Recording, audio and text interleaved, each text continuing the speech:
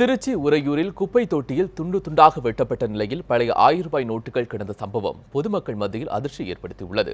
திருச்சி உறையூர் சாலை பகுதியில் உள்ள ஹவுசிங் யூனிட் அருகே உள்ள குப்பை தொட்டியில் பழைய 1000 ரூபாய் நோட்டுகள் வெட்டப்பட்ட நிலையில் கிடந்துள்ளது. தகவலறிந்த அப்பகுதி மக்கள் குப்பை தொட்டியில் துண்டு துண்டாக வீசப்பட்டிருந்த ரூபாய் நோட்டுகளை அதிர்ச்சியுடன் பார்த்து சென்றனர்.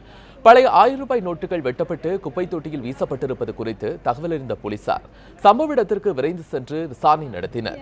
வெட்டப்பட்ட 1000 ரூபாய் நோட்டுகளின் மதிப்பு 20,000 வரை இருக்கக்கூடும் என்று கூறப்படுகிறது. பெரும் பணக்காரர்கள் உள்ள பகுதி. இந்த பகுதியிலே இந்த 1000 ரூபாய் நோட்டும் அதே போல ஒரு 20 அக்ரிமெண்ட் பத்திரம் என்பதும் துண்டு துண்டாக வெட்டப்பட்டு கிடைக்கிறது. இதை பொதுமக்கள் அனைவரும் பார்த்து சென்று கொண்டிருக்கிறார்கள்.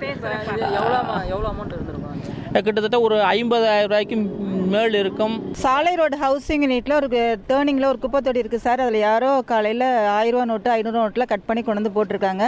அது யார் போட்டாங்கன்னு தெரியல. பொதுமக்கள்லாம் வந்து பார்த்துட்டு இருக்காங்க.